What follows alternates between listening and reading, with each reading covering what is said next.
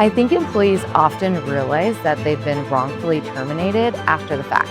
Once they've been terminated and it's done, I think they consider and think, wow, was that wrongful? But I think that sometimes they miss the signs leading up to what will be a wrongful termination in hindsight.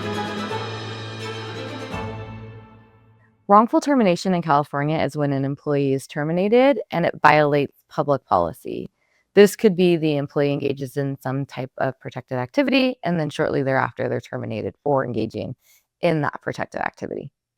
It is possible for an employee to be fired, even if they're a great employee and they have outstanding performance reviews. Sometimes it's business necessity.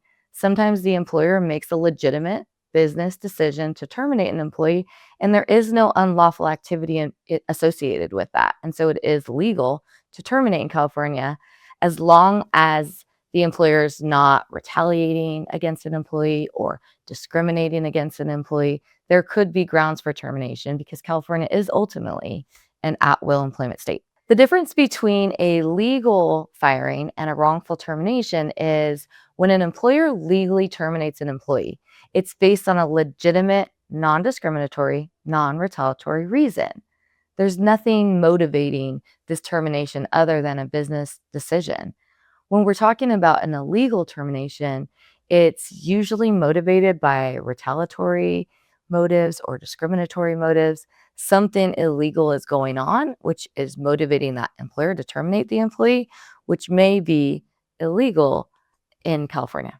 Some of the biggest warning signs that an employee might be wrongfully terminated could be that they recently disclosed something to management, HR, or the boss, and it was something involving unlawful activity, maybe wage practices, harassment, unsafe working conditions.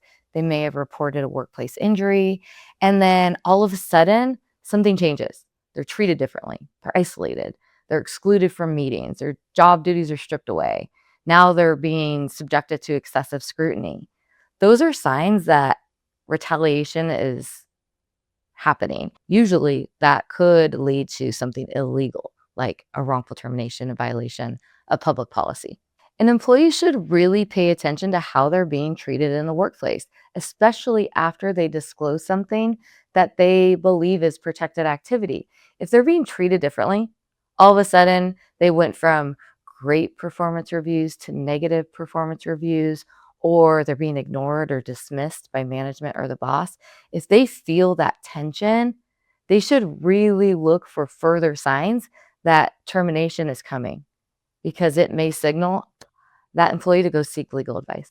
Unfortunately, false write-ups and poor performance reviews, especially after this employee has always had great performance reviews, is definitely a sign that something's going wrong, that they may be being retaliated against or set up for a termination. We call that pretext. An employer simply making an excuse to terminate the employee, creating that paper trail, and it really is a sign that something's coming. Typically, when we see signs of retaliation and then a termination, there's a link. So retaliation in the workplace could be something like job duties are stripped, excessive scrutiny, unwarranted discipline, a demotion, and then all of a sudden, shortly thereafter, a termination follows. There's a link between the two. Retaliation and wrongful termination cases are usually tied together. Common red flags that a termination may be illegal is typically when an employee engages in protected activity, like discloses something that they reasonably believe is unlawful, or they might report a workplace injury. They disclose something to their employer, and then shortly thereafter, they're terminated. That could be a wrongful termination case. If an employee suddenly gets fired after reporting harassment, discrimination, retaliation, and shortly thereafter they're terminated, that's a huge red flag. Contact an employment law attorney. Being terminated shortly after requesting reasonable accommodation or requesting a medical leave definitely signals a red flag for wrongful termination, and the employee should immediately seek legal advice. Timing is very important in wrongful termination cases because we're looking for a causal connection between protected activity and the termination, which is adverse action.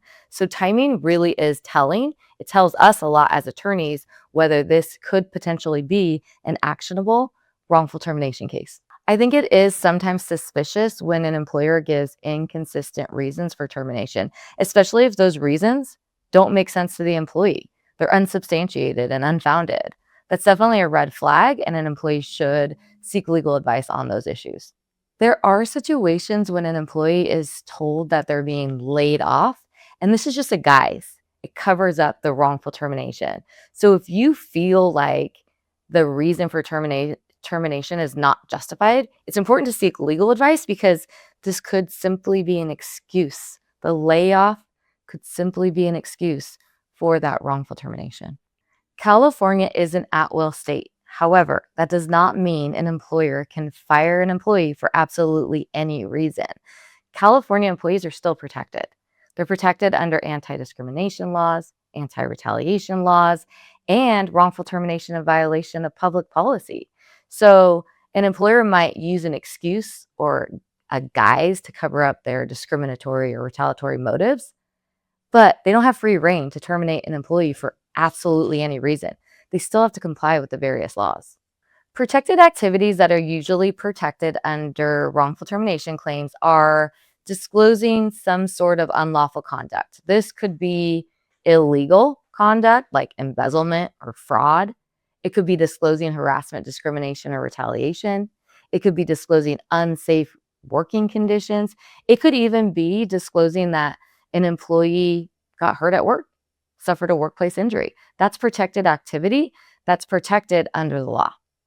One thing that I wish every employee understood about wrongful termination claims is that they're protected under the law. Yes, we are an at-will state in California, but that doesn't mean there's not other laws that protect the employee.